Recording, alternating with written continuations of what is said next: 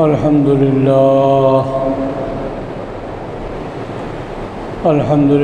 نحمده ونستعينه ونستغفره ونؤمن به ونتوكل عليه ونعوذ بالله من شرور أنفسنا ومن سيئات أعمالنا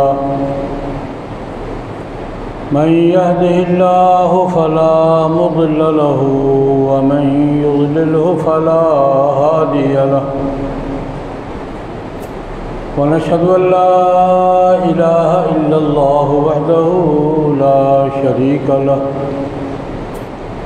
ونشهد أن سيدنا وسندنا ومولانا محمدا عبده ورسوله أرسله بالحق بشيرا ونذيرا وداعيا إلى الله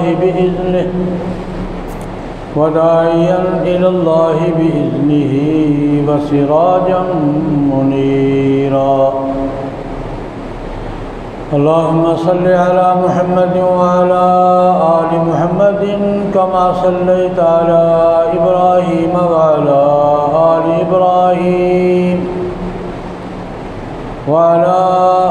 إبراهيم إنك حميد مجيد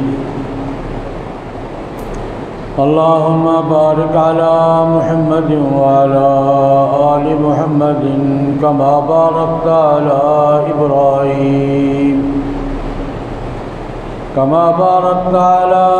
إبراهيم وعلى آل إبراهيم إنك حميد مجيد أما بعد فأعوذ بالله من الشيطان الرجيم بسم الله الرحمن الرحيم وإن خفتم شقاق بينهما فابعثوا حكما من أهله وحكما من أهلها إن يريدا إصلاحا يوفق الله بينهما إن الله كان عليما خبيرا صدق الله العظيم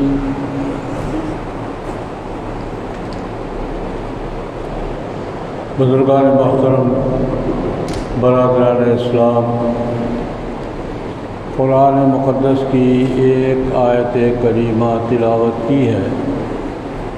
مختصر وقت کے اندر اس آیت مبارکہ کی روشنی میں کچھ ضروری باتیں عرض کرنے کی کوشش کروں گا۔ اللہ جل جلالہ و عم نوالہ کی بارگاہ میں دعا فرمائے، خداوند ذوالجلال مجھے صحیح عرض کرنے کی، آپ حضرات کو صحیح سننے کی، مجھے آپ کو سب مسلمان بلکہ انسان بھائیوں کو صحیح بات سمجھنے، قبول کرنے اور اس پر عمل کرنے کی توفیق عطا فرمائے۔ گفتگو اس بات پہ شروع ہوئی تھی کہ جناب نبی کریم صلی اللہ علیہ وسلم نے جہاں زندگی کے دوسرے بہت سے معاملات میں اصلاحات کی ہیں، مختلف شعبوں میں تبدیلیاں کی ہیں، وہاں خاندانی نظام میں بھی بہت تبدیلیاں کی۔ خاندان تو شروع سے چلا رہا، میاں بیوی بچے، ایک گھر کا ماحول آدم علیہ السلام کے زمانے سے چلا رہا، لیکن رواجات کے تحت، علاقائی روایات کے تحت بہت سی تبدیلیاں آتی رہی ہیں۔ حضرات انبیاء کرام علیہم الصلوات و تسلیمات نے بھی اس کے بارے میں ہدایات دی ہیں، اور جناب نبی کریم صلی اللہ علیہ وسلم نے آخری ہدایات، کیونکہ حضور آخری پیغمبر ہیں، اس لیے حضور کی ہدایات بھی کیا ہے؟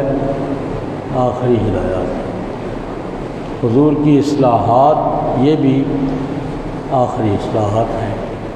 جناب نبی کریم صلی اللہ علیہ وسلم نے جاہلیت کے معاشرہ میں، خاندانی نظام میں بہت سی اصلاحات، ان کا تذکرہ شروع کیا تھا، تھوڑا تھوڑا ہوتا رہے گا انشاءاللہ۔ مثلا ایک تبدیلی قرآن پاک نے یہ کی ہے، جناب نبی کریم صلی اللہ علیہ وسلم نے اس کو عمل نافذ کی تبدیل ہوا ہے۔ قرآن پاک کی اصلاحات ایسی نہیں تھی اعلان کر دیا ہو یا نہ ہو، ایسا نہیں تھی۔ یہ فرق ذہن میں رکھیں کہ جو اصلاحات اسلام نے اعلان کیا ہے، قرآن پاک نے اعلان کیا ہے، اور جناب نبی کریم صلی اللہ علیہ وسلم نے جن اصلاحات کا اعلان کیا ہے، وہ صرف کاغذات میں نہیں تھی، وہ عملاً ہوئی قرآن پاک نے۔ اور جناب نبی کریم صلی اللہ علیہ وسلم نے جو معاملات میں یہ یوں نہیں ہوگا یوں ہوگا، یہ معاملہ اس طرح ہوگا، پھر اسی طرح ہوا ہے۔ یہ بنیادی فرق ہے باقی حکومتوں کے اور قوموں کی اصلاحات میں اور جناب نبی کریم صلی اللہ علیہ وسلم کی اصلاحات میں، کہ قومیں حکومتیں اصلاحات کرتی ہیں، کوئی ہو جاتی ہے، کوئی نہیں ہوتی، کوئی آدھی ہوتی ہے، کوئی پوری ہوتی ہے، وہ کاغذوں میں رہ جاتی ہے، یہ قوموں میں ہوتا ہے۔ لیکن قرآن پاک نے اور جناب نبی کریم صلی اللہ علیہ وسلم نے جو بھی اصلاحات کی ہے، کسی بھی شعبے میں کی ہے، وہ ہوئی ہے۔ اور جب رسول اللہ صلی اللہ علیہ وسلم دنیا سے رخصت ہوئے ہیں، پردہ پوش ہوئے ہیں، تو وہ ساری تبدیلیاں عملاً ہو چکی تھی جن تبدیلیوں کے لیے جناب نبی کریم صلی اللہ علیہ وسلم جاہلیت کے زمانے میں ایک رواج چلا رہا تھا، اس کا قرآن پاک میں تذکرہ ایک اور حوالے سے ہے۔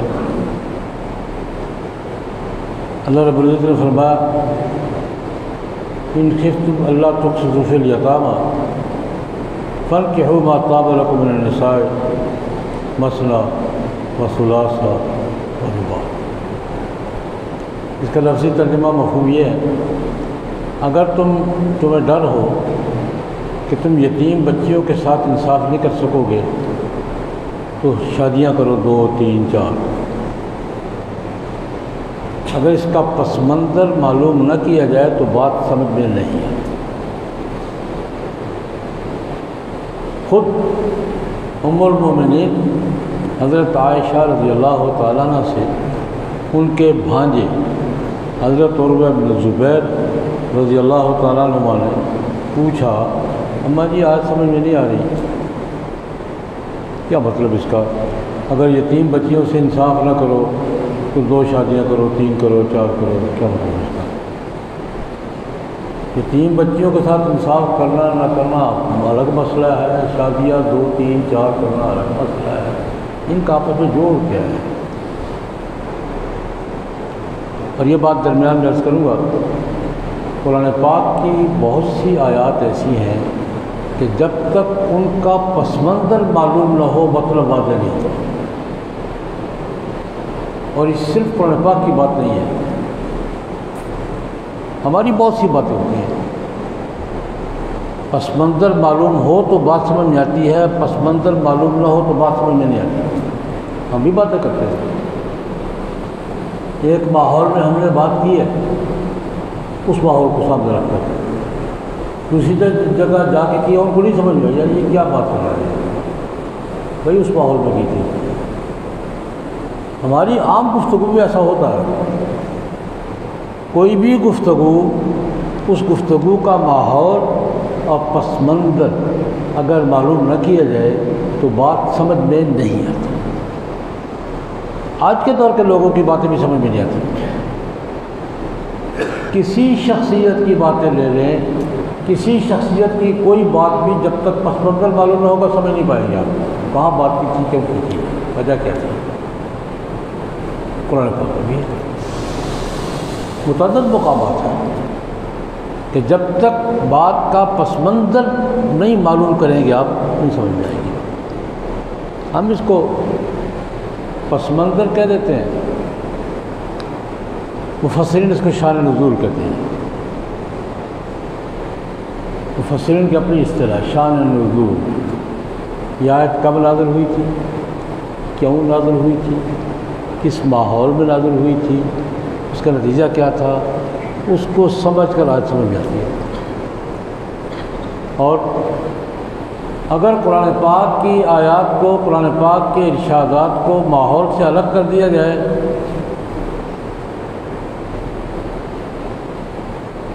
سمجھ میں نہیں آئے گی یا الٹی سمجھ میں آئے گی۔ کہ بیسیوں مثالیں موجود ہیں۔ یہ تو ایک میں نے مثال عرض کی۔ عروہ بن زبیر رضی اللہ تعالیٰ عنہما خالہ جی سے پوچھ رہے ہیں، اماں جی کیا مطلب اس کا؟ ان خفتم اللہ تقسطوا فی الیتامى فانکحوا ما طاب لکم من النساء مثنی وثلاث ورباع، اگر تمہیں ڈر ہو کہ تم یتیم بچیوں سے انصاف نہیں کر سکو گے تو پھر شادیاں کرو 2 3 4۔ کیا مطلب اس کا؟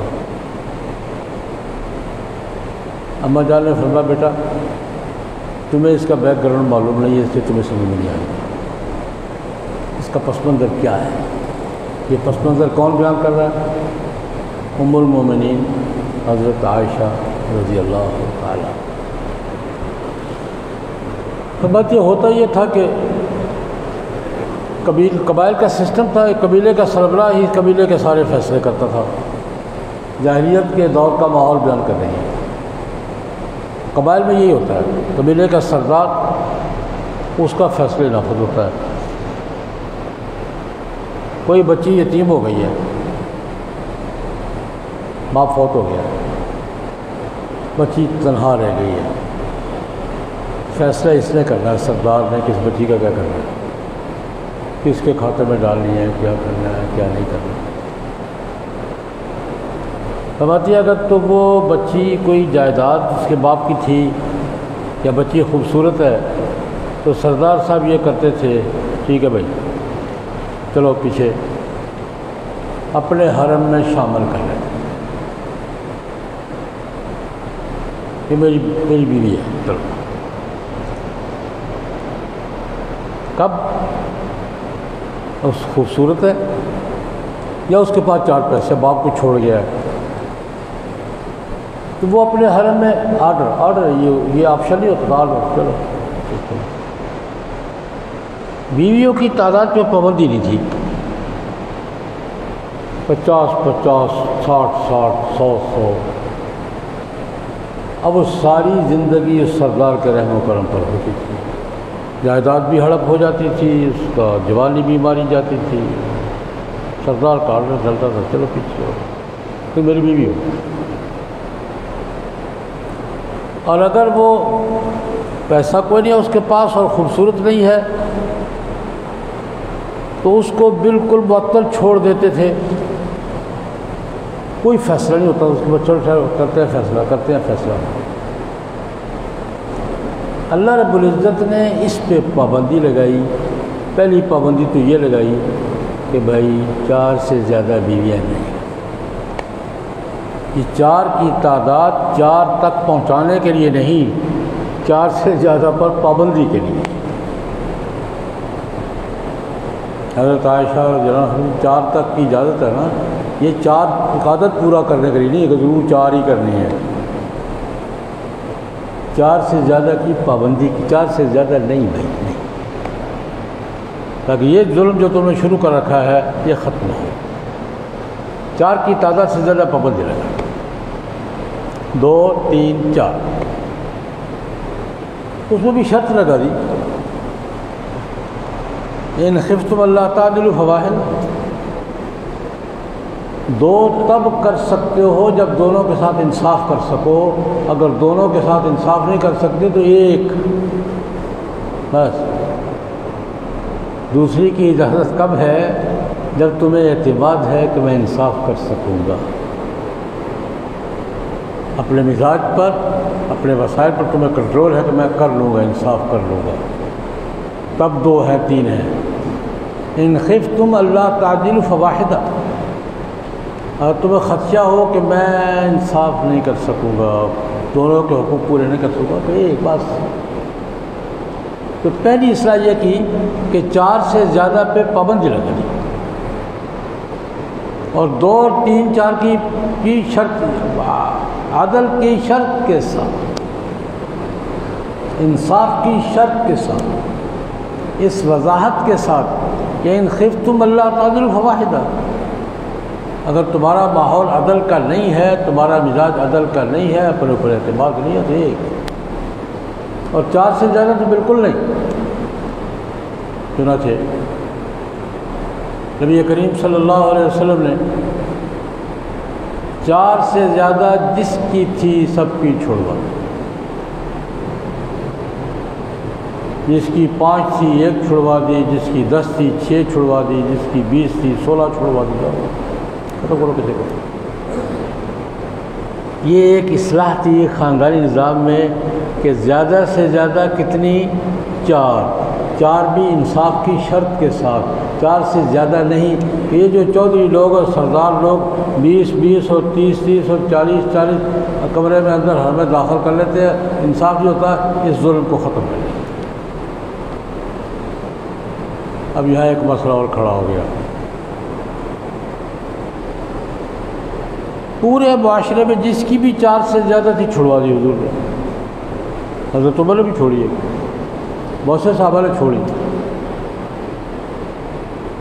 نبی کریم صلی اللہ علیہ وسلم پر اعتراض ہوا کہ جناب آپ کی 9 ہیں، آپ نے کیوں نہیں چھوڑی؟ حضور کی بیک کل بیویاں کتنی تھیں؟ 11۔ بیک وقت کتنی تھی؟ 9۔ وہ 9 کی 9 رہی۔ آج بھی مغرب کا اعتراض ہے۔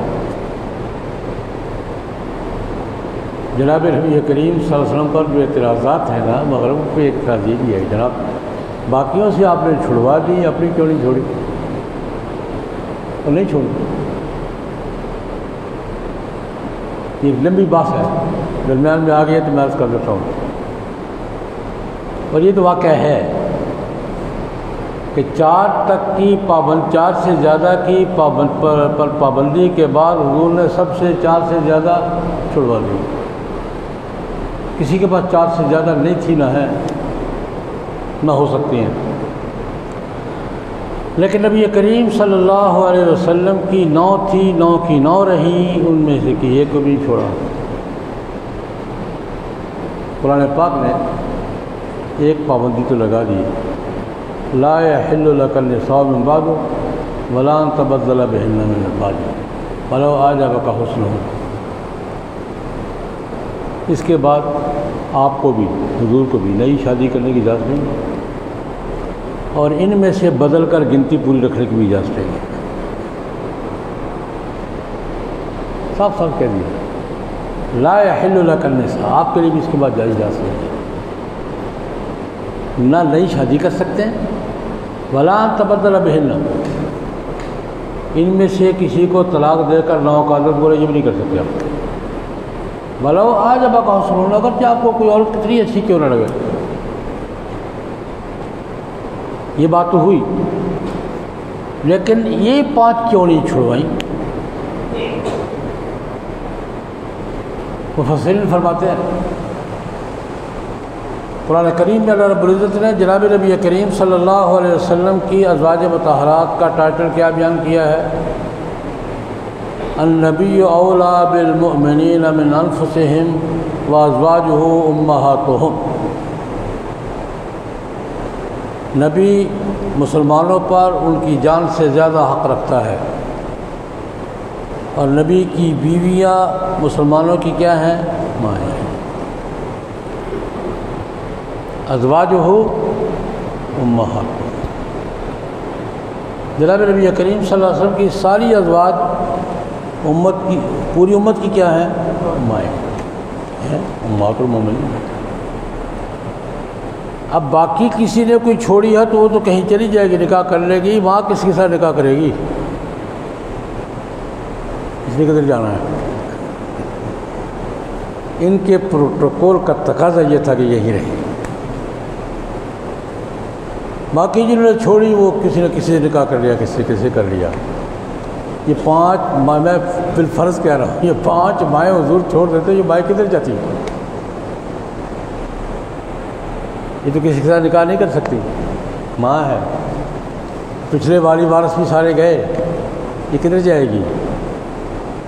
ان کے پروٹوکول کا تقاضا یہ تھا کہ یہی رہے، آگے کی پابندی لگا دی، میں نے اس کے بعد نہیں، یہ رہیں گی، اور وہ رہی، آخر وقت تک رہی۔ لیکن میں نے ایک تبدیلی کا ذکر کیا ہے کہ جناب نبی کریم صلی اللہ علیہ وسلم کے خاندان کے نظام میں اصلاح کی۔ کیوں؟ لوگ 20 40 ایک کی 100 بھی آتی ہیں، اندر ڈال لیتے تھے، خرچہ پورا نہیں کرتے تھے، حقوق نہیں دیتے تھے، ظلم ہوتا تھا۔ اس ظلم کو روکنے کے لیے قرآن پاک زیادہ سے زیادہ 4 بھائی، بس زیادہ نہیں۔ اسی طرح طلاق کا معاملہ بھی تھا۔ جاہلیت کے زمانے میں ہوتا یہ تھا، عورتوں کو تنگ کرنے، عورتیں بھی تنگ کرتی ہیں مردوں کو، مرد بھی تنگ کرتے ہیں عورتوں کو، کرتے ہیں، یہ انسانی مزاج ہے۔ کہیں خامن بیوی کو تنگ کرے گا، اور کہیں بیوی ہوشیار ہے تو خامن تنگ کرے گا، بیوی تنگ کرے گی، ارے وہ بھی کرے گی، انسان ہے۔ ابھی ایک قانون آیا ہے گھریلو تشدد کی روک تھام کا بل، قانون ملک میں نافذ ہوا، ہم اس پہ احتجاج کر رہے ہیں، آج بھی پورے ملک میں احتجاج ہو رہا ہے۔ بڑی ہنسی کی بات یہ ہے کہ گھر میں جو تشدد ہوتا ہے نا، اس کو روکنے کے لیے قانون نافذ کیا ہے۔ قانون کی بات تو بعد میں کروں گا۔ قانون میں صرف یہ ہے کہ گھر کا سربراہ اگر زیادتی کرے تو یہ ہے، یہ ہے، یہ ہے۔ میں نے ان سے سوال کیا ہے، آپ کے سامنے دوہرا رہتا ہوں۔ گھر کی 4 دیواری کے اندر میاں ہوتا ہے، بیوی ہوتی ہے، اولاد ہوتی ہے، بہن بھائی ہوتے ہیں، ان میں سے صرف باپ ہی زیادتی کرتے ہیں اور کوئی نہیں کرتا، کیوں جی؟ عورت تو معصوم ہوتی ہے نا، وہ بھی کچھ زیادتی کرتی ہے یا نہیں کرتی؟ کسی موقع پر عورت بھی زیادتی کرتی ہے یا نہیں کرتی؟ وہ معصوم ہے۔ جوان بچے بھی ماں باپ کے ساتھ زیادتی کرتے ہیں یا نہیں کرتے؟ بہن بھائی بھی کرتے ہیں یا نہیں کرتے؟ تو کیا خیال ہے؟ گھر کے 12 افراد میں صرف ایک ہی ظالم ہے جس کو باپ کہتے ہیں، باقی سارے معصوم ہیں۔ یار خدا کا خوف کرو۔ تو میں نے یہ سوال اٹھایا ہے، بھائی چھوٹے بھائی کو شکایت ہو، چھوٹی بہن کو شکایت ہو، بیٹی کو شکایت ہو، قانون بھی یہ ہے، گھر کا کوئی فرد اگر شکایت کرتے تھانے میں کہ میرا باپ مجھے زیادتی کرتا ہے، تو اس کے 2 حل نکالے ہیں۔ عدالت میں جب فیصلہ ہوگا تو عدالت میں ہوگا، اس سے پہلے کہ تشدد سے بچانے کے لیے باپ کو گھر سے نکال دیا جائے گا، قانون اس کو پابند کیا جائے گا کہ 2 ہفتے 3 ہفتے تم نے گھر نہیں آنا، 3 ہفتے، چاہے جیسے تھانے دار کی مرضی ہے، تم نے 3 ہفتے 4 ہفتے گھر نہیں آنا، گھر نہیں آنا، گھر فون بھی نہیں کرنا، پیغام بھی نہیں بھیجنا، فاصلہ ہوگا، 100 فٹ کے اندر نظر آئے تو گرفتار کر لیں گے۔ اس دوران کا خرچہ سارا تو نے دینا ہے، تو جہاں مرضی رہ جا کر، یہ قانون ہے، اور آپ خبردار رہیں، نافذ ہو چکا ہے، یہ پنجاب میں نافذ ہو چکا ہے۔ گھر کا کوئی فرد گھر کے سربراہ کے بارے میں شکایت، مجھے اس سے خطرہ ہے، اس سے مجھے ڈانٹا ہے، اس نے مجھے دھمکی دی ہے، تو وہ گھر کے سربراہ کو تھانے دار گھر بدر کر سکتا ہے، علاقے کا SHO، اور وہ اس کی مرضی ہے، 2 ہفتے کے لیے کرے، 3 ہفتے کے لیے کرے، حدود متعین کرے گا کہ تم 200 فٹ کے فاصلے کے اندر ہے تو گرفتار کر لوں گا، اور اس دوران کا خرچہ ورچہ سارا تو نہیں دینا ہے۔ کل تم فون بھی نہیں کر سکتے، پیغام بھی نہیں دے سکتے۔ اگلی بار ذرا ہوشیار رہیں، چیک کرنے کے لیے کہ کہیں خلاف ورزی تو نہیں، کہ کڑا پہنایا جائے گا، الیکٹرانک کڑا، اس کڑے کا کنٹرول تھانے میں ہوگا۔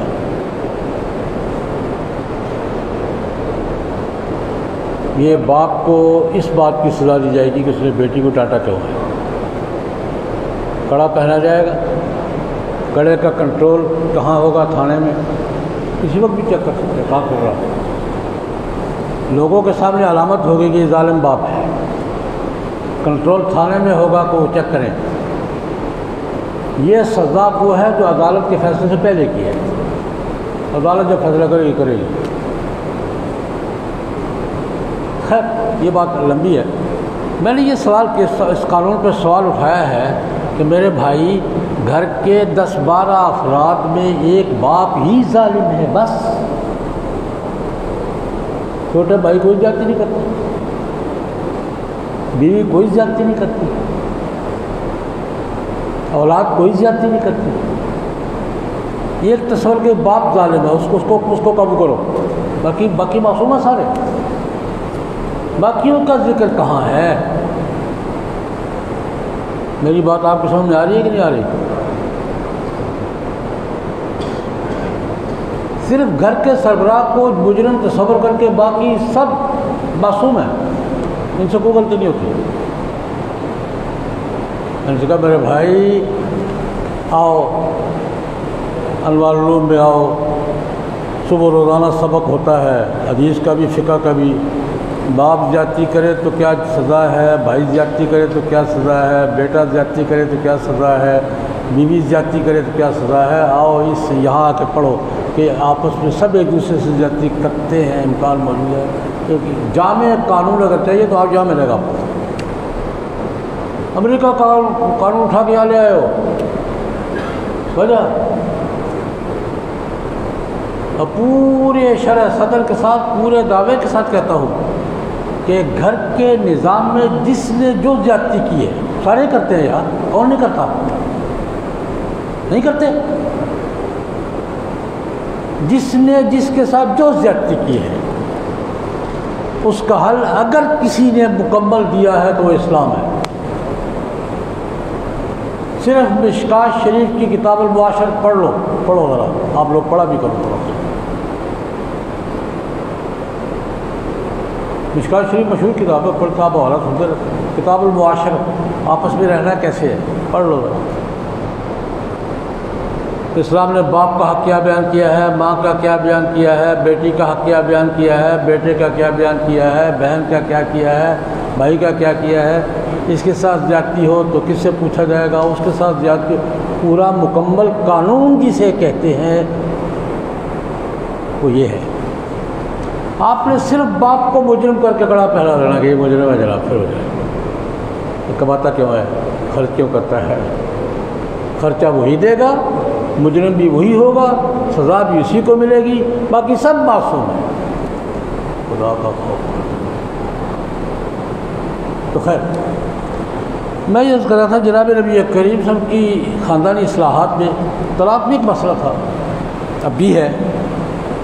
لیکن اس زمانے میں مسئلہ اتنا کھلا تھا کہ خاوند کی مرضی طلاق دے دی, طلاق کے بعد مہینے بعد رجوع کر لیا, پھر مہینے بعد طلاق دے دی, پھر 2 مہینے بعد پھر رجوع کر لیا, پھر 4 سال 5 سال عورت کو لٹکائے رکھتے تھے. یہ ظلم تھا. 100 طلاقیں ہوتی تھی. 10 سال عورت تنگ کرنے کے لیے طلاق دے دی, پھر رجوع کر لیا, پھر طلاق دے دی, پھر رجوع کر لیا. آپ تاریخ اٹھا کر دیکھیں 10 سال تک عورت لٹکی رہتی تھی کہ میں بیوی ہوں نہیں ہوں کیا ہوں. اس ظلم کو ختم کرنے کے لیے قرآن پاک نے کہا تیسری طلاق بس ختم رس. یہ 3 طلاقوں کے بعد چوتھی طلاق کی گنجائش نہیں ہے. 3 طلاقوں میں مسئلہ کیا ہو جاتا ہے, ختم ہو جاتا ہے. اس ظلم کو ختم کرنا. قرآن پاک صاحب کو 2 طلاقیں, تیسری دی تو کیا کام. اب تمہارے اختیار میں کوئی بات نہیں رہی, مسئلہ ختم. یہ 3 طلاقوں سے زیادہ چوتھی طلاق کو بالکل بے لغو قرار دیا قرآن پاک نے, اس ظلم کو ختم کرنا. یہ تم لٹکائے رکھتے ہو عورتوں کو, تمہیں نہیں.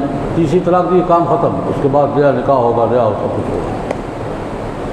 تو میں نے 2 باتوں کا ذکر کیا. باتیں ذکر ہوگی کہ نبی کریم صلی اللہ علیہ وسلم نے خاندان کے نظام میں جو اصلاحات کی ہیں ایک اسلام نے کیا بیان کی کہ 4 سے زیادہ نکاحوں پہ پابندی لگا. دوسری اسلام نے کیا ذکر کی کہ 3 سے زیادہ طلاقیں ختم کریں. یہ دونوں کام عورت پر ہونے والے ظلم کو روکنے کے لیے تھے اور روکو. نے آج کے قانون کی بات کی ہے. آج پورے ملک میں اس پہ احتجاج ہو رہا. آج کا قانون کیا؟ میں گھر کا مرد جو ہے وہ ظالم ہے. میں نے ان سے میرا ایک سوال یہ ہے، ان سے 2 سوال کر کے میں بات ختم کرتا ہوں. میں نے ایک سوال ان سے یہ کیا ہے کہ جن معاملات میں اصلاح کے لیے تم نے قانون نافذ کیا ہے، ان معاملات میں قرآن پاک میں حدیث میں کوئی اصلاح ہے یا نہیں؟ جن جرائم کو روکنے کے لیے تم نے سزائیں مقرر کی ہیں نئے قانون میں، ان میں قرآن کچھ کہتا ہے کہ نہیں کہتا؟ کیوں جی کہتا ہے نہیں کہتا؟ حدیث کچھ کہتی ہے نہیں کہتی؟ قرآن اور حدیث کو چھوڑ کر امریکہ کیوں گئے ہو بھائی؟ وجہ قرآن کچھ نہیں کہتا، حدیث کچھ نہیں کہتی. تمہارا دستور کیا کہتا ہے کہ تم نے قانون کس کے مطابق بنانا؟ امریکہ کے مطابق، قرآن و سنت کے مطابق. دستور میں کیا لکھا ہے؟ دستور حکومت اور پارلیمنٹ کو کس بات کا پابند بناتا ہے کہ تم نے کس کے مطابق قانون بنانے ہیں؟ امریکہ کے مطابق. میرا پہلا سوال یہ ہے کہ تم قرآن و سنت کے واضح قوانین چھوڑ کر امریکہ کے پاس کیا لینے گئے ہو؟ یہ دستور کی خلاف ورزی نہیں ہے؟ اور دوسرا سوال میرا یہ ہے، گھر کے افراد میں صرف باپ ہی ظالم ہوتا ہے؟ باقیوں کا ذکر کدھر ہے؟ پھر گھر کا سربراہ جو محنت کرتا ہے، مزدوری کرتا ہے، کما کر رہتا ہے، وہی مجرم ہے. باقی زیادتی کریں تو اس کا قانون میں کہاں ذکر ہے؟ بیوی کی زیادتی کا قرآن قانون میں کہاں ذکر ہے؟ یہ لنگڑا لولا قانون کیوں؟ میری گزارش سمجھ آئی ہے؟ آج ہم اس پر احتجاج کر رہے ہیں. ارے بھائی سیدھی بات ہے، قانون کو دستور کے مطابق ہونا چاہیے، یہ نہیں ہے. پاکستان میں نافذ ہونے والا کسی بھی قانون کو قرآن و سنت کے مطابق ہونا چاہیے، یہ نہیں ہے. اس کے لیے آپ کے پاس 2 ادارے موجود ہیں. اسلامی نظریاتی کونسل کے پاس جاؤ، وفاقی شریعت عدالت کے پاس جاؤ. ان سے پوچھو کہ ہم سے نہیں پوچھو. وفاقی شریعت عدالت سے پوچھو، اسلامی نظریاتی کونسل سے پوچھو. ان سے فیصلہ کرواؤ کہ یہ قانون قرآن کے مطابق ہے یا نہیں، دستور کے مطابق ہے نہیں. اس کے بغیر یہ قانون ہم قبول نہیں کریں گے اور اس کے خلاف احتجاج کرتے رہیں گے انشاءاللہ. ہمارے حضرت مولانا فضل حاجی صاحب ہمارے یونیورسٹی کے نائب خطیب ہیں، ہمارے ساتھی ہیں. ان کی والدہ محترمہ کا انتقال ہو گیا ہے. گزشتہ دنوں مانسرا تشریف لے گئے ہوئے. دعا کریں اللہ پاک ان کی مغفرت فرمائیں، ان کے درجات بلند فرمائیں. ہمارے ایک اور محترم دوست حاجی عبدالرشید صاحب، محمد الیاس صاحب اور حافظ شہزاد صاحب کے والد محترم ہمارے رشتہ کے ساتھیوں میں سے، پرانے ساتھیوں میں سے، ان کا بھی انتقال ہو گیا ہے. دعا کریں اللہ تبارک و تعالیٰ ان کی مغفرت فرمائیں، جنت الفردوس عطا فرمائیں. اللہ